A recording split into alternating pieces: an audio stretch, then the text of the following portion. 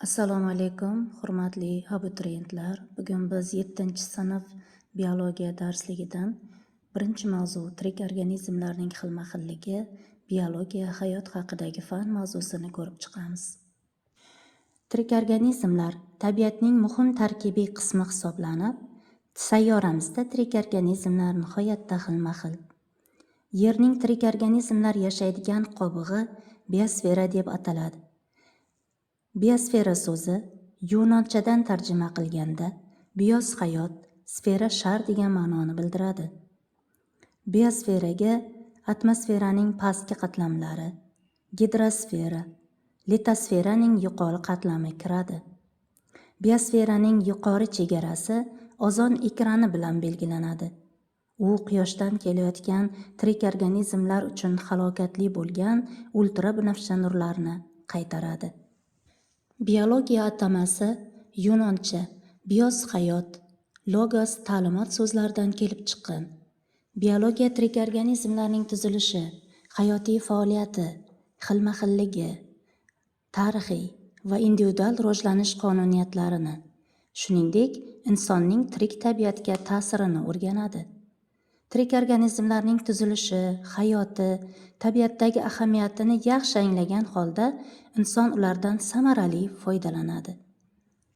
Tabiatda uchraydigan tirik organizmlarga bakteriyalar, protoktistalar, zamburug'lar, o'simliklar va hayvonlarni kiritishimiz mumkin. Biologiya fani tibbiyot, qishloq xo'jaligi, oziq-ovqat sanoati, yengil sanoat va boshqa bir qancha sohalar bilan chambarchas bog'liq. Masalan, inson salomatligi uchun zarur bo'ladigan dori vositalari, o'simliklar va mikroorganizmlar faoliyat natijasida hosil bo'ladigan mahsulotlardan tayyorlanadi. Biologik qonuniyatlarni bilish turli kasalliklarni davolash, ularni oldini olishga yordam beradi. Qishloq xo'jaligi sohasida muvaffaqiyatli faoliyat olib borish, o'simlik navlarini, hayvon zotlarini yaratish, ularni yaxshilash ham bevosita seleksioner biologlar faoliyati natijasida amalga oshadi. Tirik organizmlar sanoatda juda ham keng qo'llaniladi. Bakteriyalar va zamburug'larning faoliyati natijasida tvorog, qatiq, yogurt, pishloq kabi sut mahsulotlari tayyorlanadi. Hozir biz biologiyaning ayrim fan sohalari bilan tanishib chiqamiz. Anatomiya, tirik organizmlar tuzilishi haqidagi fan. Genetika, organizmlardagi irsiyat va o'zgaruvchanlik xususiyatlarini o'rganuvchi fan. Mikrobiologiya, mikroorganizmlar va ularning boshqa tirik organizmlarga ta'sirini o'rganadigan fan. Mikologiya, zamburug'lar haqidagi fan.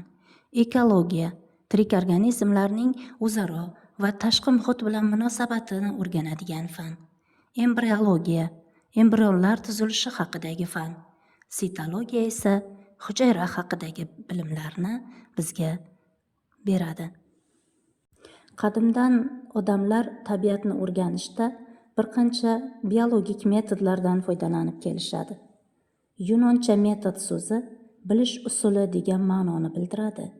Kuzatish, taqqoslash, eksperiment, ya'ni tajriba va o'lchash biologiya fanining asosiy metodlari hisoblanadi. Kuzatish metodi tabiiy obyekt yoki hodisalarni sezgi organlari yordamida idrok etish demakdir.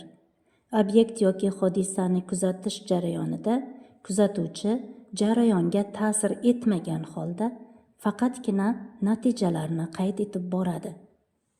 Keyingi metod tajriba metodi. Tajriba obyekt yoki hodisani maxsus tashkil etilgan muayyan sharoitda o'rganishga imkon beradigan metod hisoblanadi. Biz tajriba metodi orqali o'simliklar urug'ining unib chiqishini kuzatishimiz mumkin yoki laboratoriya sharoitida biror bir biologik tajribalarni amalga oshirishimiz mumkin bo'ladi.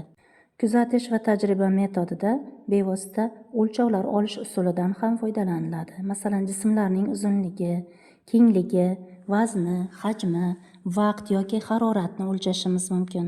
Masofani, harakatlanish tezligi va boshqalarni o'lchashimiz mumkin bo'ladi. Bu natijasida biz o'sha organizmlar haqida muayyan aniq ma'lumotlarga ega bo'lamiz. Tirik organizmlar xilma-xilligini o'rganish, ularni tartibga solish, ma'lum bir sistemaga birlashtirish, ularning o'xshashlik va farqli tomonlari hamda umumiy qonuniyatlarni aniqlashda taqqoslash metodidan foydalaniladi.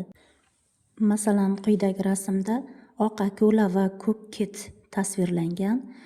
Oq akula va ko'k kitni baliqlar guruhiga birlashtirish mumkinmi degan savolga biz ularni solishtirish orqali aniq javobga ega bo'lishimiz mumkin.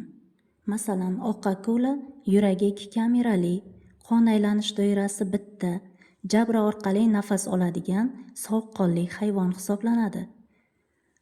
Ko'k kit esa yuragi 4 kamerali, qon aylanish doirasi 2 ta, o'pkalar yordamida nafas oladi, issiqqonli hayvon hisoblanadi. Demak, biz bu ikkita hayvonni bitta guruhga yoki bitta sinfga birlashtirishimiz mumkin emas. Oq akula baliqlar sinfiga, ko'k kit esa sut emizuvchilar sinfiga kiritiladi. Modellashtirish metodi. Model so'zi lotinchadan tarjima qilinganda modulus, o'lchov, me'yor degan ma'noni bildiradi. Biologik obyekt va obyektlar sistemasining obrazi, ya'ni namunasi model hisoblanadi. Masalan, globus yerning modeli, akvarium esa suv havzasining modeli hisoblanadi. Modellashtirish biologik obyekt, hodisa va jarayonlarni ularning modellari yordamida o'rganishga yordam beradi. 7-sinf biologiya fanidan birinchi mavzumiz o'z nihoyasiga yetdi. E'tiboringiz uchun rahmat.